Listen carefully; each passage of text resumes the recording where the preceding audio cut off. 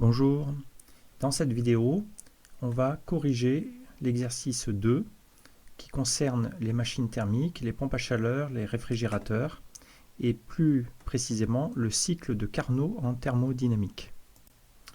Cet exercice fait partie du TD numéro 3 qui s'intitule « De la physique statistique à la thermodynamique ». Alors, dans le TD précédent, on a étudié le modèle du gaz parfait. Et ce modèle consiste à considérer des particules libres indépendantes dans un volume donné V. Et en faisant cette étude, on a établi l'expression de l'entropie du système, qui est donnée par cette expression en fonction de l'énergie totale E et le volume V. De cette expression de l'entropie, on a dérivé l'équation d'état du gaz parfait, très célèbre, PV égale nRT, où petit n est le nombre de moles. Dans cet exercice, on va revoir rapidement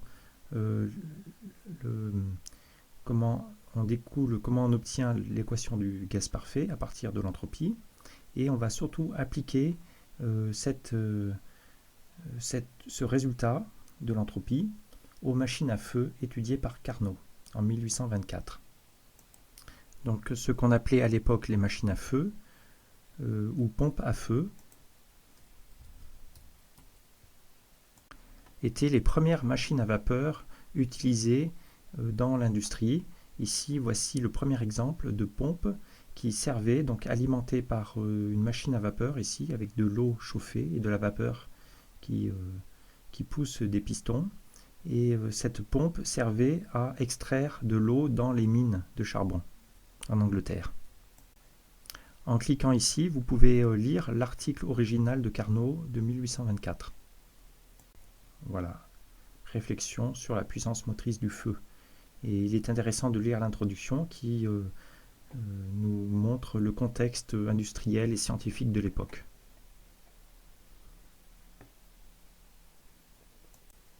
Actuellement, le cycle de Carnot ou des cycles similaires sont très utilisés toujours dans les moteurs, par exemple les moteurs thermiques des voitures, tous les moteurs thermiques, mais aussi à l'inverse pour les pompes à chaleur et les réfrigérateurs. Donc l'étude qu'on va faire, très détaillée, consiste à considérer un gaz dans un volume V, ici, dans ce volume, avec une certaine température. Il y a un piston qui permet de varier le volume du gaz. En montant et en descendant le piston, on peut augmenter ou diminuer le volume V. Et ce gaz est dans une enceinte isolée, mais en enlevant l'isolant de gauche, on peut mettre le gaz à température T1, avec un thermostat extérieur qui sera à une température T1 assez froide. Et puis, au contraire, si on enlève l'isolant à droite, eh bien, on peut mettre le gaz en contact avec un thermostat extérieur à une température T2 plus élevée. On dit que T2, enfin le thermostat de droite, sera une source chaude et le thermostat de gauche sera une source froide. Et voilà, et donc on va considérer tout un cycle où on bougera le volume le piston pour changer le volume et on mettra le gaz en contact avec la source froide ou la source chaude. Et en effectuant comme ça un cycle dans l'espace volume-température, un cycle bien choisi, eh bien on verra que dans un sens du cycle, on peut faire actionner le piston, donc produire du travail efficace, mais de l'énergie va être transférée de la source chaude vers la source froide en contrepartie. Et en effectuant le cycle dans l'autre sens, eh bien, en actionnant le piston avec une source d'énergie qu'on fournit, donc avec un moteur, eh bien, on arrivera à extraire de la chaleur, de l'énergie de la source froide et à la transférer vers la source chaude. Et c'est comme ça que fonctionnent les pompes à chaleur ou les réfrigérateurs. Ça a comme conséquence qu'on arrive à refroidir encore plus le thermostat froid. Alors commençons l'étude précise. On considère donc un gaz parfait dans cette enceinte de volume V qui contient n particules. Et on appelle E l'énergie totale de toutes ces particules. On a donc une expression de l'entropie qu'on a rappelée, qu'on avait obtenue dans un TD précédent, à partir de l'énergie E et du volume V, et du nombre n de particules. Et ensuite, on applique la définition générale de ce qu'est la température T.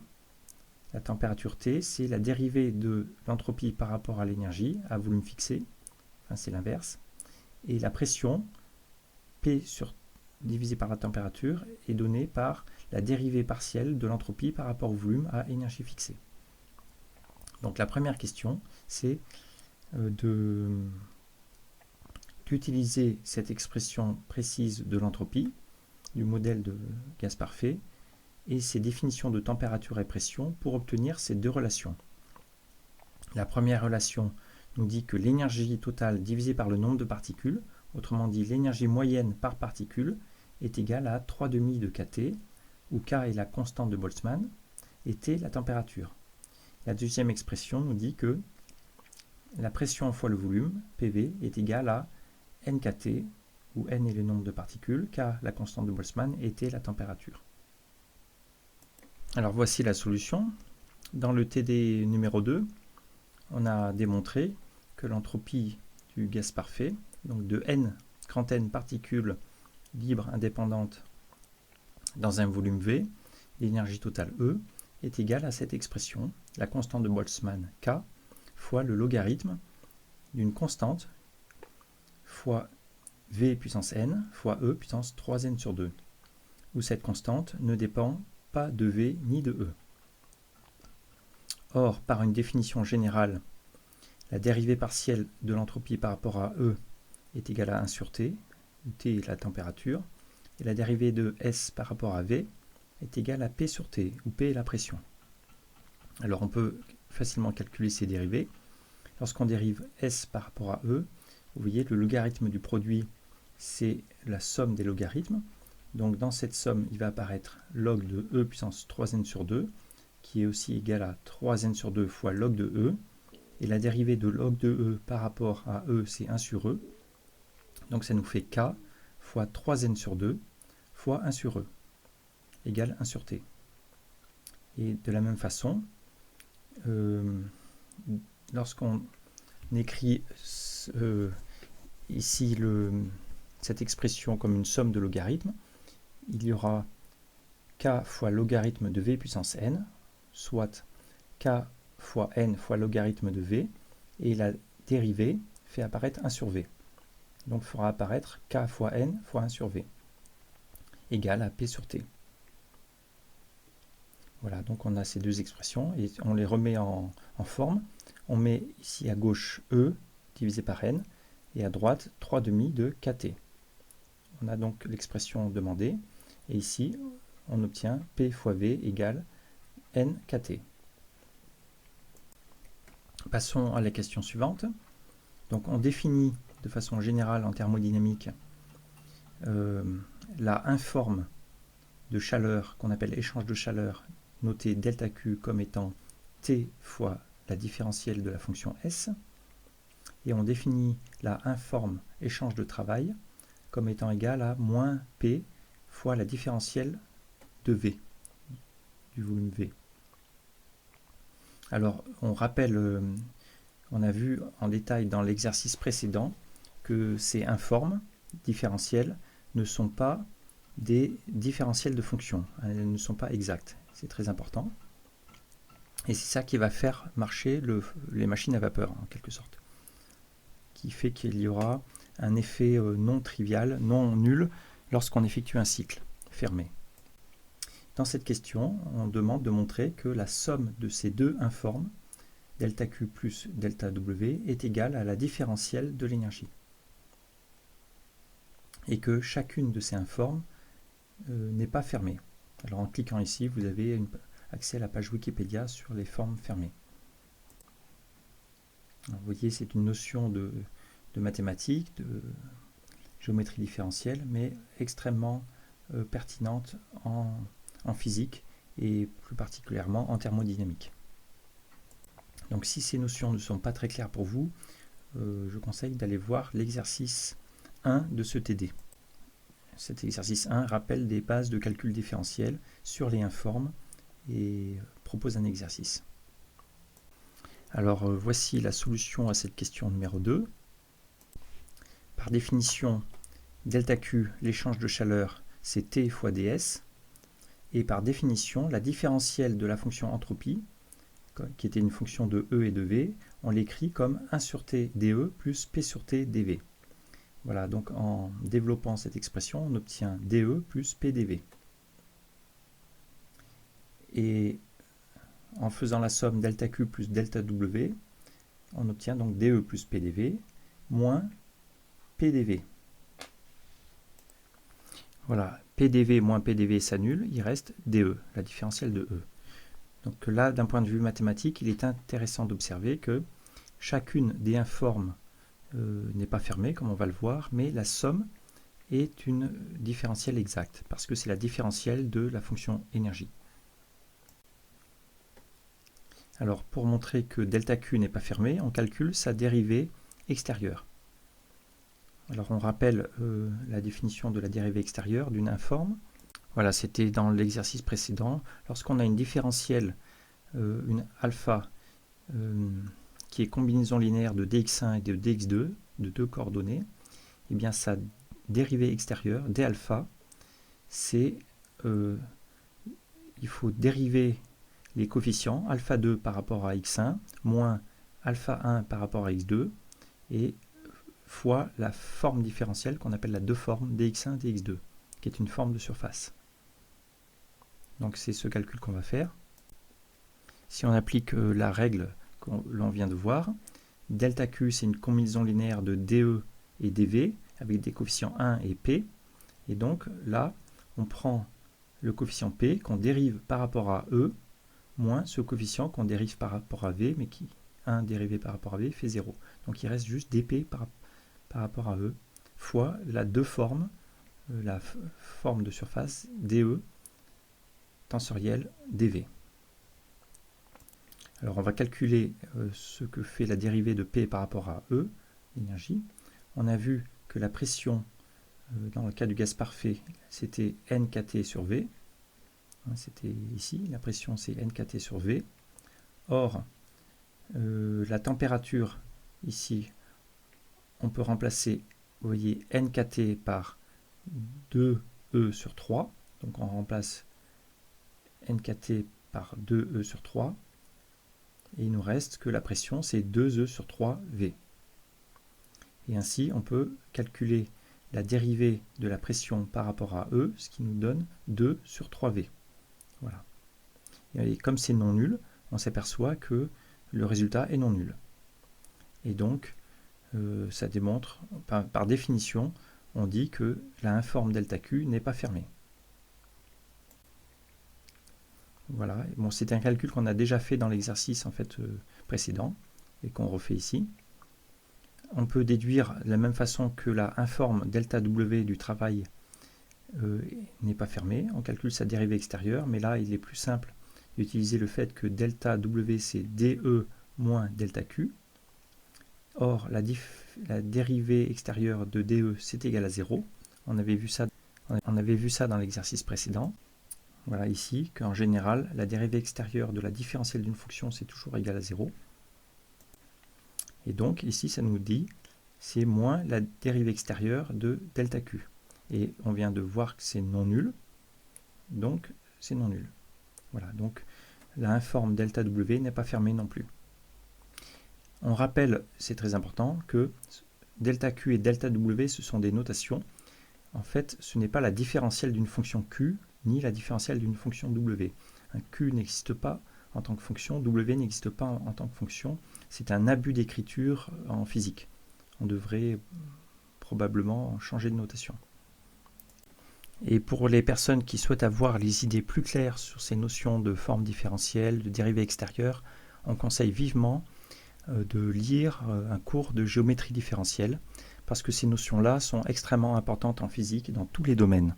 Pas seulement en thermodynamique, mais en électromagnétisme, en relativité, en physique quantique, enfin dans tous les domaines de la physique moderne. Et donc là on donne un lien vers un cours de géométrie différentielle, mais vous pouvez consulter n'importe quel ouvrage sur la géométrie différentielle appliquée à la physique.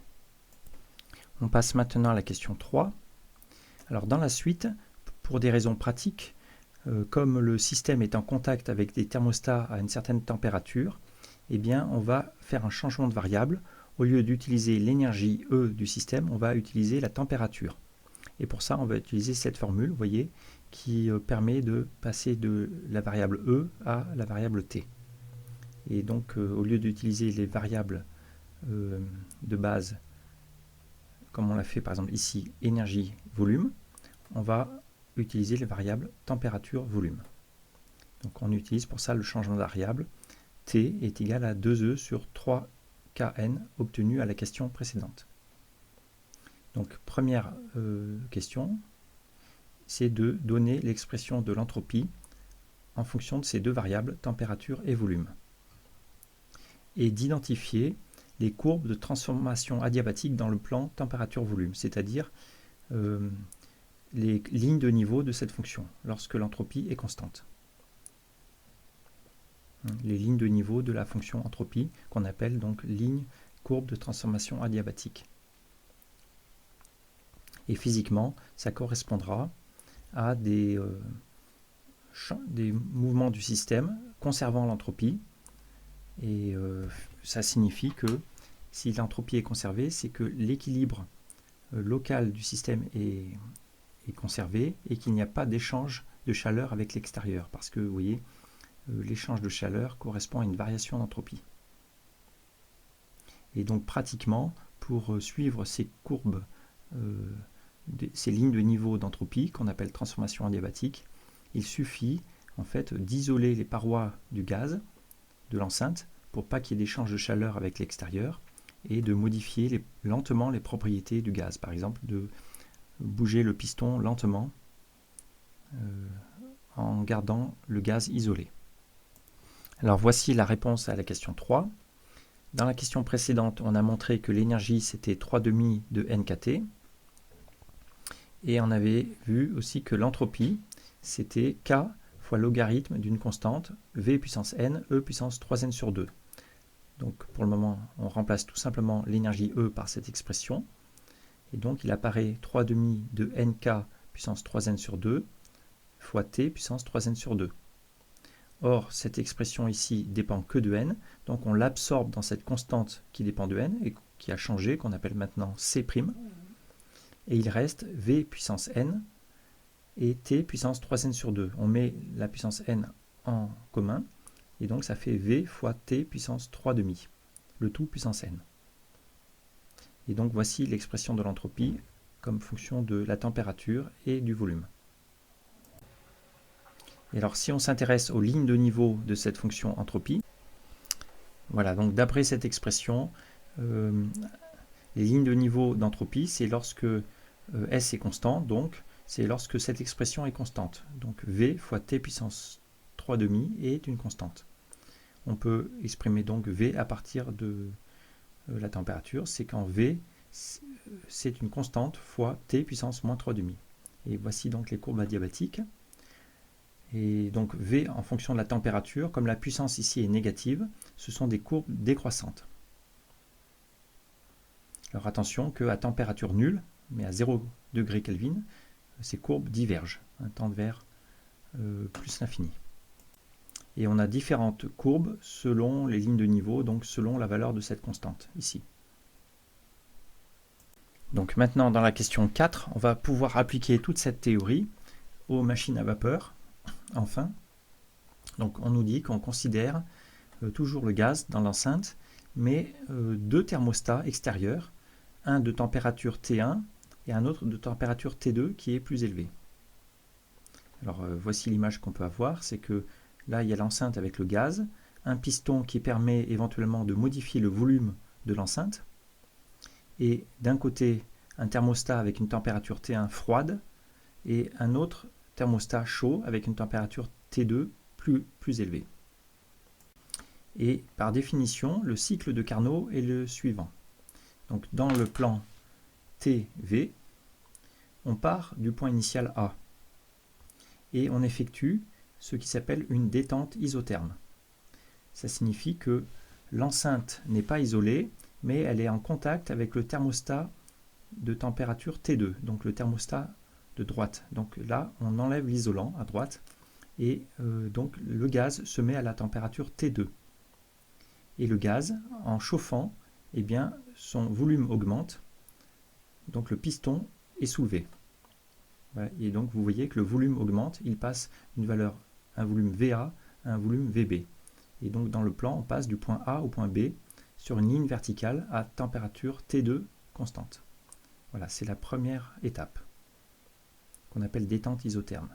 La deuxième étape, c'est une détente adiabatique. Donc ce qu'on fait, c'est qu'on isole les parois de l'enceinte. Donc il n'y a plus d'échange d'énergie, de chaleur avec l'extérieur. Et donc l'entropie est constante dans l'enceinte du gaz. Mais on tire lentement sur le piston, de sorte qu'on a une transformation réversible. L'entropie est conservée. Mais en tirant, le volume continue d'augmenter et on passe d'un volume VB à un volume VC. Et la conséquence, c'est que comme on suit une courbe adiabatique, eh bien, quand le volume augmente, la température diminue. D'après les courbes qu'on a démontées, d'après ces courbes-là, quand le volume augmente, la température diminue. Mais bien sûr, on ne va pas à température nulle, donc on s'arrête à un certain volume positif. Et on va ainsi jusqu'au point C, jusqu'à atteindre une température plus basse, la température T1, au point C. Et ensuite, troisième étape, c'est une compression isotherme. Donc, à nouveau, l'enceinte n'est plus isolée parce que on enlève l'isolant de la paroi de gauche et le thermostat froid met le gaz à la température T1. Et ce qu'on fait, c'est que on pousse sur le piston, donc on compresse le gaz, le volume diminue. Et on fait diminuer le volume, du volume VC jusqu'à un certain volume VD qui est inférieur. Donc c'est la troisième étape, compression isotherme. Et finalement la quatrième étape, c'est une compression adiabatique. À nouveau, on isole totalement l'enceinte du gaz et on continue de pousser le piston, donc de réduire le volume du gaz, du volume VD jusqu'au volume initial VA, en suivant la courbe adiabatique. Voilà, donc tout ça, ça impose, c'est un peu théorique parce que ça impose que ici, par exemple, le volume VD, on s'arrêtait jusqu'à atteindre la courbe adiabatique qui passe par le point A. Voilà, ce sont les hypothèses de ce modèle, c'est de suivre donc cette courbe fermée dans le plan température-volume qui est constituée de deux courbes verticales isothermes et de deux lignes de niveau de l'entropie qu'on appelle ligne adiabatique. Alors la question 4, c'est de démontrer tout d'abord que le rapport des volumes n'est pas quelconque. Eh bien, VB sur VA est égal à VC sur VD. Et donc, que finalement, pour caractériser le cycle, il suffit de connaître les températures T1 et T2 des thermostats extérieurs et les volumes VA et VB de ces deux points A et B.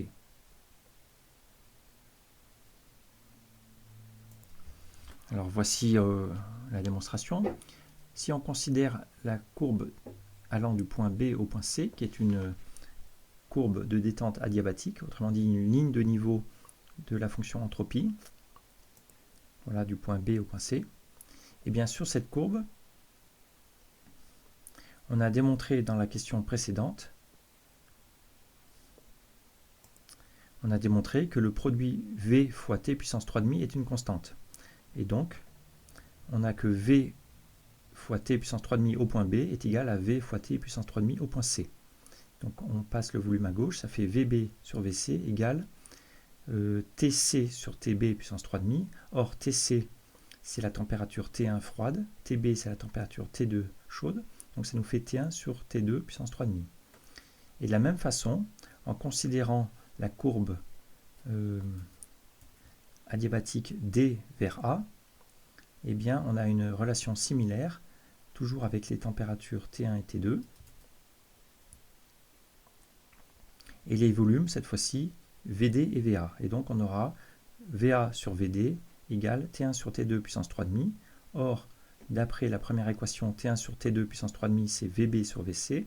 Donc ça nous donne cette égalité. Et on déduit donc, en passant VA à droite, que VB sur VA est égal à, en passant VC à gauche, VC sur VD. Voilà. Et donc, conclusion, il suffit de connaître les volumes VA et VB et les températures T1 et T2 pour caractériser le cycle de Carnot. Cela veut dire qu'on peut avoir différents cycles plus ou moins importants en changeant ces paramètres T1, T2 ou VA et VB. Tout simplement, c'est bien clair sur cette figure. En changeant T1, T2, vous pouvez élargir la largeur du cycle, et en changeant VA ou VB, vous pouvez augmenter la hauteur du cycle. Voilà. Mais étant donné les points, disons, A et B, et la valeur T1, ici, les points C et D sont déterminés par les courbes adiabatiques. Voilà, la suite de la question, c'est on nous demande sur le cycle quelle est l'intégrale de la différentielle dE sur le cycle fermé et l'intégrale de la différentielle de l'entropie sur le cycle fermé.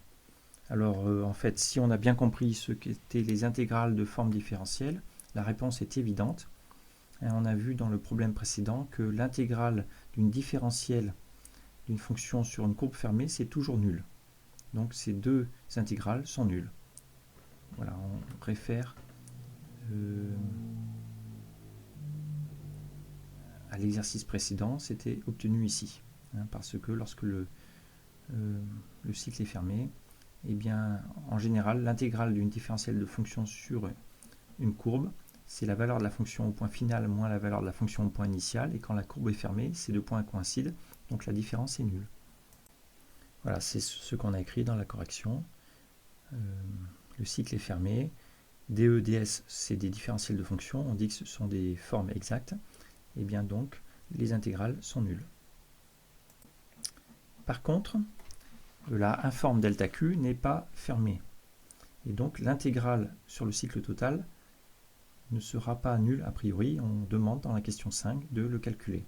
Et pour ça, d'abord de calculer l'intégrale de cette informe sur chaque partie gamma 1, gamma 2, gamma 3, gamma 4 du cycle, sur chacune des parties du cycle. Et de déduire l'intégrale totale sur le cycle fermé gamma. Alors voici le calcul. Donc on rappelle par définition que la informe delta Q c'est T ds. Et à partir de l'expression de ds, on avait démontré dans la question précédente que c'était la différentielle de l'énergie dE plus PdV. Or, comme fonction de la température et du volume, E, vous voyez, on a l'expression de E ici. Donc N est constant, K est constant. Donc dE, c'est 3,5 de NK dt, ce qu'on a écrit ici. Et P, la pression, on avait l'équation du gaz parfait que PV égale NKT, donc P c'est NKT sur V. Donc voici l'expression de la différentielle de la chaleur. On va donc l'intégrer maintenant sur le segment AB. Alors le segment AB, c'était un segment isotherme. La température est constante, donc dt est égal à 0. Par contre, le volume, lui, varie, et on passe du volume A au volume B. Donc, la température est constante égale à T2, donc ça nous fait Kn T2 fois l'intégrale de dV sur V, allant de VA à VB, et l'intégrale de dV sur V, c'est log du V. Donc ça nous fait log de V pris entre VB et VA, donc log de VB moins log de VA, ce qui fait log de VB sur VA. Voilà, on obtient donc cette expression, et vous voyez que comme c'est une détente, VB est plus grand que VA, et donc log de VB sur VA est plus grand que 0, et donc ce résultat est positif. Il y a donc résultat positif, ça veut dire que le système reçoit de l'énergie sous forme de chaleur de la part de l'extérieur lors de cette détente. Et cette chaleur vient bien sûr du thermostat chaud. Donc c'est la chaleur qui rentre dans l'enceinte du gaz, en passant de A à B. Considérons maintenant, sur le cycle B vers C, comme l'entropie est constante, delta Q égale 0, et donc l'intégrale sera nulle. On considère maintenant le passage de C à D, c'est à nouveau c'est maintenant une transformation isotherme, c'est une compression isotherme à température T1. Donc on obtient, c'est le même calcul qu'ici, sauf qu'on passe du volume C au volume D. Donc il apparaît log de VD sur VC, et la température T1. En utilisant la question précédente, eh bien on peut exprimer le rapport des volumes VD sur VC à partir de VA sur VB. Et ça nous fait cette expression. Mais VA sur VB est plus petit que 1, donc le logarithme est négatif, et on s'aperçoit que le résultat est négatif. Ça signifie que le système eh bien, ne reçoit pas de l'énergie, mais il en donne. Donc il donne de l'énergie au thermostat froid, à la source T1 qui est froide. Et donc, lors du cycle, on peut dire que ici, le gaz reçoit de l'énergie de la part du thermostat chaud. Ici, c'est isolé, donc il n'y a pas d'échange de chaleur. Et ici, il redonne de l'énergie à la source froide. Et là, à nouveau, pas d'échange de chaleur et tout recommence. Et on va comparer maintenant l'énergie qu'il a reçue et l'énergie qu'il a donnée. Alors, bien sûr, donc au total, il faut faire la somme des deux résultats. Et vous voyez, ce qui a changé entre ces deux expressions, c'est que là, il y a T2 et là, T1. Et alors, on va remplacer VA sur VB par VB sur VA. Donc, l'inverse, ça nous fait apparaître un signe moins. Donc, ça nous fera apparaître moins T1. Et lorsqu'on met ensemble, ça nous fait Kn T2 moins T1 fois log de VB sur VA. Or, T2 est plus grand que T1, donc le résultat est positif. Autrement dit, au niveau du bilan, eh bien, le gaz reçoit de la chaleur, reçoit de l'énergie sur un cycle. On applique maintenant le résultat qui s'appelle le premier principe. On avait vu que la somme des variations sur un cycle du travail et de la somme de variation de chaleur, c'est égal à la variation d'énergie, qui elle est nulle sur un cycle. Et donc on déduit que moins delta W, c'est delta Q, qu'on vient de démontrer qui est positif. Autrement dit, delta W moins delta W est positif. Alors ça signifie quoi? Moins delta W positif, ça veut dire que le gaz fournit de l'énergie à l'extérieur sous forme de travail. C'est avec le piston. Donc voilà le sens de tout ça. C'est que lors du cycle fermé, on a vu que le gaz recevait de l'énergie de la part des sources, de la source chaude. Il reçoit une énergie sous forme de... Il reçoit une chaleur positive, et comme l'énergie est conservée sur un cycle, eh bien cette énergie, il la retransfère sous forme de travail au piston, via le piston. Et donc ensuite, c'est ce travail, ce déplacement du piston qui est utilisé dans les machines à vapeur, par exemple pour aller pomper l'eau au fond des puits de charbon. Voilà, ainsi il y a eu quelque chose d'assez miraculeux, c'est qu'il y a eu une sorte de transfert de l'énergie qui était sous forme de chaleur, donc d'agitation à l'échelle microscopique des molécules, sous forme d'un mouvement, d'un travail. C'est un mouvement collectif du piston, donc de tous les atomes du piston qui bougent de façon collective et qu'on peut donc utiliser pour déplacer des choses. Donc ici, pomper l'eau au fond des puits, mais ça peut servir à déplacer des tracteurs, des voitures, des avions, etc. Voilà, donc le résultat, c'est bien un travail fourni par le gaz à l'extérieur. Question 6. La question 6 concerne le rendement de cette machine. Donc, on a vu que le système recevait de la chaleur sur le passage de A vers B, et que sur le passage de C vers D, il fournit de la chaleur. Donc seulement sur le passage de A à B, il reçoit de la chaleur. Donc ça c'est la chaleur qu'il faut lui donner pour que la machine fonctionne. Et au total, il a fourni du travail, moins delta W. Et donc par définition, ce qu'on appelle le rendement, c'est l'énergie fournie sous forme de travail divisée par l'énergie qu'on lui procure, alors sous forme de chaleur. Donc c'est ce rapport. Et on demande de calculer ce rendement. Voilà, alors on avait fait le calcul précédemment que la chaleur reçue lors du passage de A vers B, c'était Kn T2 fois log de VB sur VA. Rappelez-vous, c'était obtenu ici. Et voilà, et le travail fourni au piston, c'est moins delta W qui est égal à delta Q total, donc donné par cette expression. Et donc le rendement, c'est le rapport de ces deux expressions. C'est cette expression-là divisée par cette expression. Donc, pardon, c'est plutôt l'inverse. Et donc, toutes les constantes ici, Kn et log de VB sur VA s'éliminent. Il ne nous reste que T2 moins T1 divisé par T2. Et donc, ça se simplifie. Il reste 1 moins T1 sur T2. T1 est plus petit que T2, donc 1 moins T1 sur T2, c'est un nombre compris entre 0 et 1. Et on peut faire une application numérique. Par exemple, si la température froide, c'est 20 degrés Celsius, autrement dit, c'est 273 plus 20 degrés Kelvin, et la source chaude est à 100 degrés Celsius, par exemple, c'est l'eau bouillante, donc à 273 plus 100 degrés Kelvin, et bien en faisant ce calcul, on obtient 0,21. Le rendement est de 0,21. Ça veut dire que seulement 20% de l'énergie fournie est transformée sous forme de travail. Le reste de l'énergie est transférée à la source froide.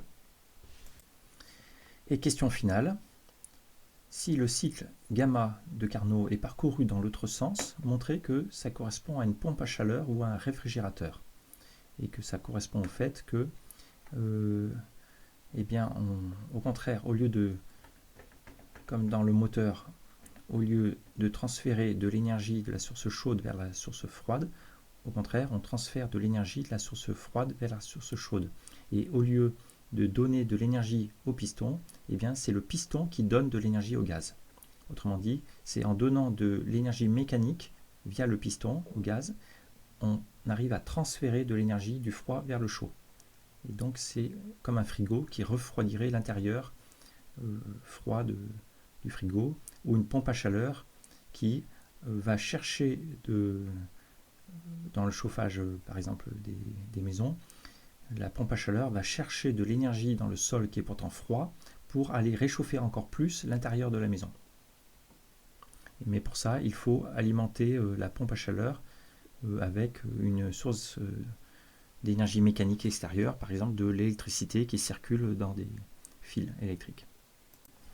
Alors la réponse est assez simple, c'est que si on parcourt le cycle dans l'autre sens, on a exactement les mêmes résultats, mais tous les signes sont changés, car les intégrales sont parcourues on fait les intégrales des chemins opposés, donc seulement les signes sont changés. Voilà, et donc on vient de l'expliquer, mais on peut le redire. Ce qui va changer, c'est que sur le parcours D vers C, donc c'est ici, on va aller de D vers C, on a une détente isotherme, et là, on aura une compression isotherme. Et de D vers C, on a la température froide, et donc le gaz va recevoir de la chaleur depuis le thermostat froid. Et au contraire, de B vers A, le gaz fournit de la chaleur au thermostat chaud. Et sur le cycle, le gaz reçoit du travail, delta W, qui a changé de signe, donc qui cette fois-ci est positif. Voilà, donc le gaz reçoit de l'énergie sous forme de travail, et le bilan, c'est que le delta Q, au lieu d'être positif, il va être négatif. Ça veut dire que eh bien, l'énergie, ce qui va se passer, c'est que l'énergie, il reçoit de l'énergie de par la source froide, cette fois-ci. Voilà. Donc on obtient bien une pompe à chaleur ou un réfrigérateur.